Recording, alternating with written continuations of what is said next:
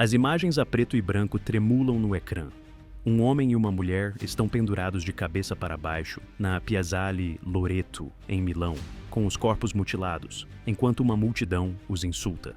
28 de abril de 1945.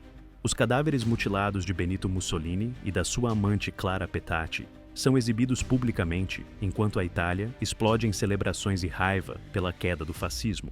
Mas enquanto o corpo do Il Duce balançava naquela praça, 5 pessoas em toda a Itália sentiam um tipo diferente de terror. Não apenas pela queda do fascismo, mas pela morte do seu pai. 5 crianças que agora carregariam o peso esmagador de um dos nomes mais infames da história, Mussolini. O que acontece com os filhos de ditadores quando o regime do seu pai desmorona? O que acontece quando o seu apelido se torna sinônimo de tirania? E como sobreviver num mundo que despreza tudo o que a sua família representava? Hoje, exploramos a história pouco conhecida dos filhos de Mussolini, Eda, Vittorio, Bruno, Romano e Ana Maria, e a sua luta para navegar pelas ruínas da Itália do pós-guerra, carregando o apelido mais venenoso do país. Os seus destinos divergiriam dramaticamente, da prisão política à produção cinematográfica, do fascismo impenitente ao anonimato silencioso. Alguns prosperariam apesar do seu nome, outros seriam esmagados por ele. Todos viveriam para sempre à sombra do homem que outrora se autoproclamou o grande líder. Esta é a história do que aconteceu aos filhos de Mussolini após a Segunda Guerra Mundial. Antes de seguirmos estes 5 indivíduos para o caos da Itália do pós-guerra, precisamos de compreender quem eles eram quando seu pai ainda reinava supremo. Benito Mussolini, fundador do fascismo e ditador da Itália por mais de 2 décadas, teve 5 filhos reconhecidos. Os 3 primeiros, Eda, Vittorio e Bruno, nasceram da sua esposa Rachele Guidi, com quem se casou em 1915. Romano, o 4º filho, chegou em 1927.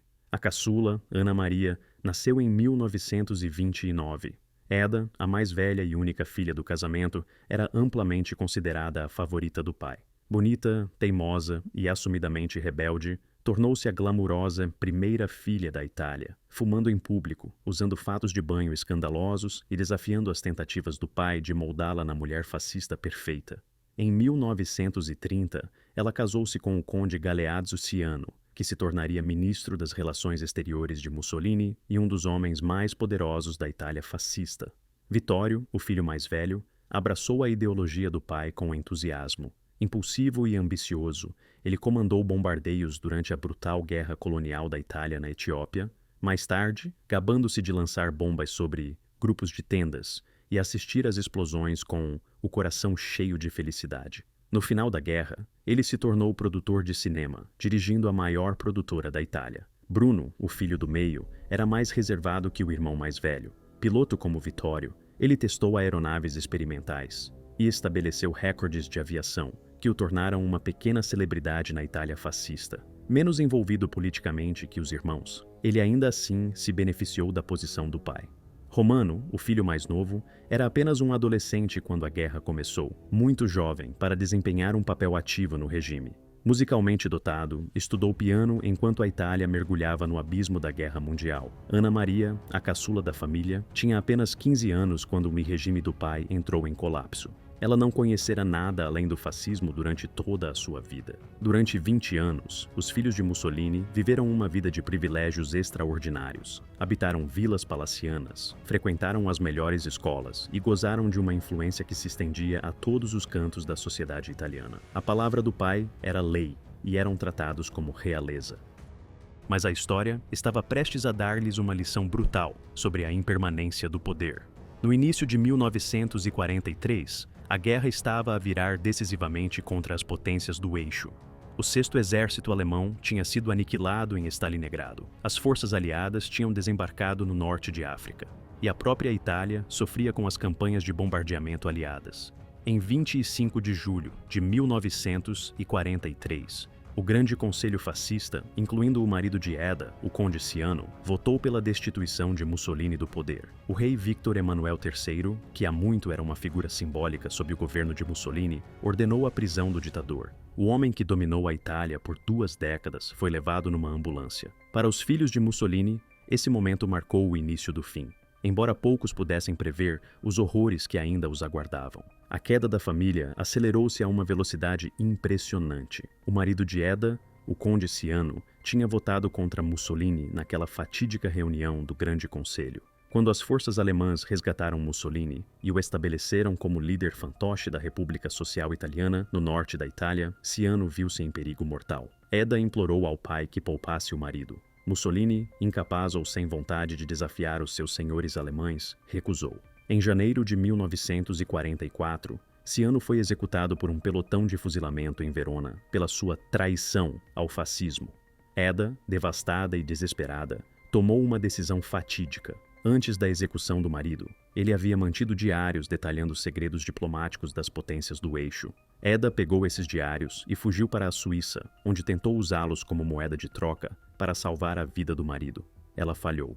Os diários, no entanto, seriam publicados mais tarde e se tornariam documentos históricos cruciais sobre os bastidores da Itália fascista. Enquanto Eda buscava refúgio na Suíça, seus irmãos enfrentavam seus próprios acertos de contas. Vittorio, o mais ativo politicamente dos filhos de Mussolini, fugiu para a Alemanha quando as forças aliadas avançaram para o norte através da Itália. Bruno permaneceu na Itália, tentando manter um perfil discreto, enquanto o regime fantoche de seu pai desmoronava. Romano e Ana Maria, ainda adolescentes, ficaram com sua mãe Rachel perto de Milão. À medida que abril de 1945 se aproximava, o regime nazista na Alemanha estava entrando em colapso. As forças aliadas avançaram para o norte da Itália. Mussolini, sua amante Clara Petacci e um pequeno grupo de fascistas leais tentaram fugir para a Suíça. Em 27 de abril, foram capturados por guerrilheiros italianos perto do Lago Como. No dia seguinte, Mussolini e Petacci foram executados. Os seus corpos, juntamente com os de outros funcionários fascistas, foram pendurados de cabeça para baixo na Piazzale Loreto, em Milão. Um espetáculo público de vingança contra o homem que levou a Itália ao desastre. Para os seus filhos, a verdadeira luta estava apenas a começar. Logo após a morte do pai, os filhos de Mussolini viram-se numa situação precária. A sua própria sobrevivência estava em risco num país consumido pela raiva contra o fascismo e tudo o que estava associado a ele. Vittorio fugiu para a Argentina via Suíça, escapando da onda inicial de retaliação. Bruno foi capturado pelas forças aliadas e preso na ilha de Procida. Romano e Ana Maria, juntamente com a sua mãe Rachele, foram detidos na ilha de Ischia. Eda permaneceu internada na Suíça até 1947. Enquanto os filhos de Mussolini definhavam em várias formas de cativeiro, a Itália iniciava o doloroso processo de confronto com o seu passado fascista. O país estava politicamente fragmentado, economicamente devastado e psicologicamente traumatizado por 2 décadas de ditadura e uma guerra catastrófica. Para muitos italianos, a família Mussolini representava tudo o que tinha corrido mal. Eles eram a personificação humana do regime que alinhou a Itália com a Alemanha nazi, promulgou leis raciais contra os judeus italianos e levou a nação a um conflito desastroso. A animosidade contra qualquer pessoa com o nome Mussolini era intensa e potencialmente mortal. No entanto, surpreendentemente, todos os 5 filhos de Mussolini sobreviveram a este período de acerto de contas. Os antigos inimigos do seu pai optaram por não estender a sua vingança aos seus descendentes. Enquanto muitos antigos funcionários fascistas enfrentaram a execução ou longas penas de prisão, os filhos de Mussolini foram gradualmente libertados da detenção. Este ato de contenção permitiria a cada um deles trilhar um caminho na Itália do pós-guerra, embora o peso do seu apelido influenciasse cada um dos seus passos. De todos os filhos de Mussolini, Eda teve a história mais dramática durante a guerra e enfrentou talvez a situação mais complexa no pós-guerra. Após o fim do seu internamento na Suíça em 1947, ela regressou à Itália para enfrentar acusações de colaboração com o regime fascista. O caso de Eda era complicado. Por um lado, ela era filha de Mussolini e tinha sido casada com o seu ministro das Relações Exteriores. Por outro lado, o seu marido tinha votado contra Mussolini em 1943 e fora executado por isso. A sua fuga para a Suíça com os diários dele poderia ser vista como um ato de desafio contra o regime do pai.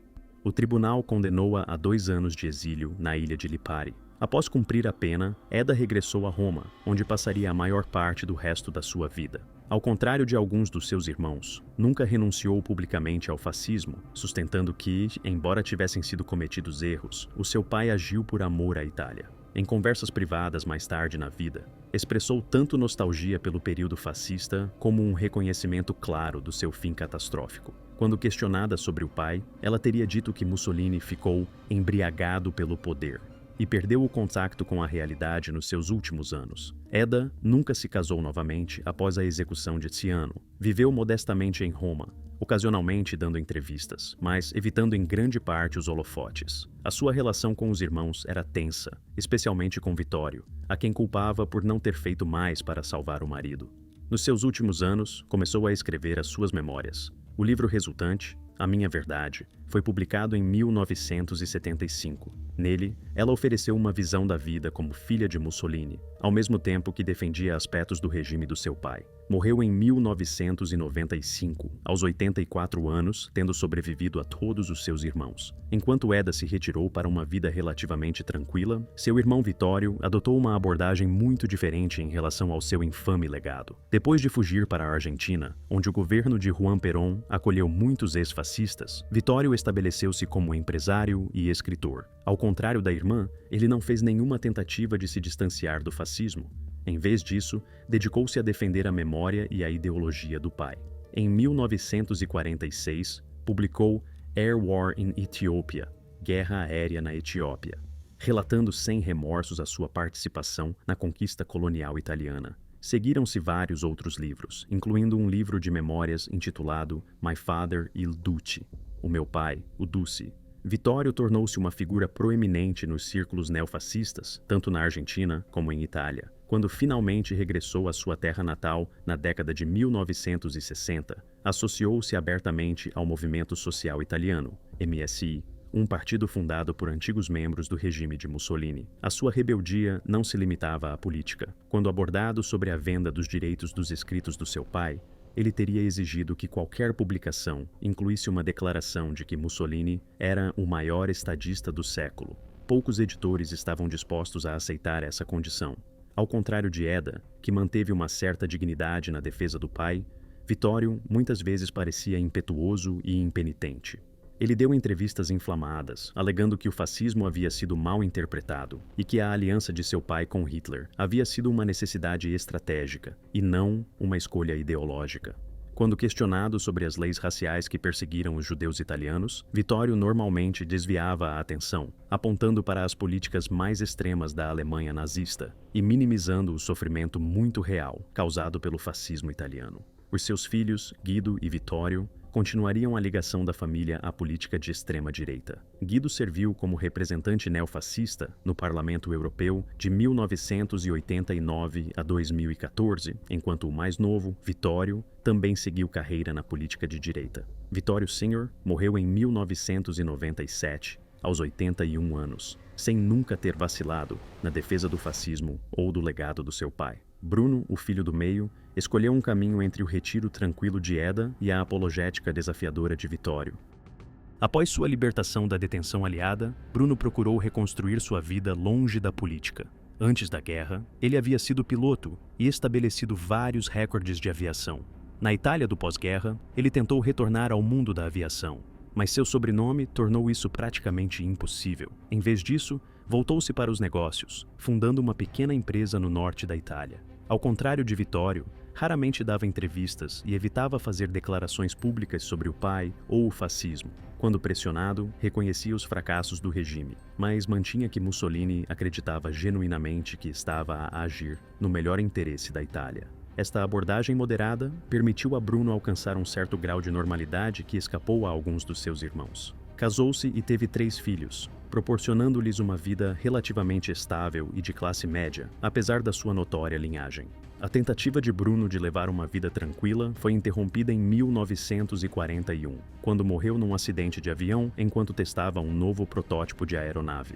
Tinha apenas 23 anos e deixou a sua esposa Gina e o seu filho. A sua morte prematura poupou-o de testemunhar a queda do seu pai e o complexo legado que os seus irmãos tiveram de enfrentar. De todos os filhos de Mussolini, Romano foi talvez o que mais se afastou da sombra do pai, literal e figurativamente. Após a sua libertação da prisão em Ischia, Romano seguiu a sua paixão pela música. Tornou-se pianista de jazz profissional, tocando em clubes e hotéis por toda a Itália. O facto de um filho de Mussolini tocar jazz americano, música que o fascismo condenava como degenerada, parecia simbolizar a dramática mudança cultural na Itália do pós-guerra. A carreira de Romano levou-o por toda a Europa e, por fim, aos Estados Unidos, onde se apresentou em clubes em Nova York e Chicago. Em entrevistas, ele distanciou-se totalmente da política, enfatizando que era muito jovem para se envolver no regime do pai e que nunca compartilhou suas crenças ideológicas. Ao contrário de Vittorio e Eda, Romano raramente falava publicamente sobre o pai. Quando o fazia, enfatizava suas memórias pessoais em vez do legado político. Recordava Mussolini como um homem de família que amava música e podia ser caloroso e afetuoso com os filhos. Memórias que contrastavam fortemente com a imagem pública do ditador. Em 1962, Romano casou-se com a irmã de Sofia Loren, Maria Ciccoloni. A sua filha, Alessandra Mussolini, entraria mais tarde na política como membro de vários partidos de direita antes de moderar as suas posições. Ela serviu nos parlamentos italiano e europeu, criando mais um capítulo no legado político de Mussolini. Romano permaneceu apolítico durante toda a sua vida. Continuou a tocar jazz até a velhice, parecendo encontrar na música uma liberdade que transcendia a sua complicada herança. Morreu em 2006, aos 78 anos, tendo construído uma identidade distinta, embora nunca totalmente separada, do notório legado do seu pai. Ana Maria, a filha mais nova de Mussolini, escolheu talvez a resposta mais radical ao legado do seu pai: o anonimato quase total. Após a sua libertação da prisão, casou-se em 1949 e adotou o apelido do marido, Negri. Retirou-se completamente da vida pública, recusando entrevistas e recusando-se a participar em quaisquer discussões sobre o seu pai ou o fascismo. Esta obscuridade autoimposta foi tão completa que muitos italianos desconheciam a sua existência. Viveu tranquilamente em Roma, criando a sua família e trabalhando ocasionalmente como enfermeira num hospital. Ao contrário dos seus irmãos, não fez qualquer tentativa de capitalizar ou contestar o legado do pai. O silêncio de Ana Maria era tão profundo que, quando finalmente o quebrou, publicando um livro intitulado My Father Il Duce, em 2004, causou uma pequena sensação em Itália.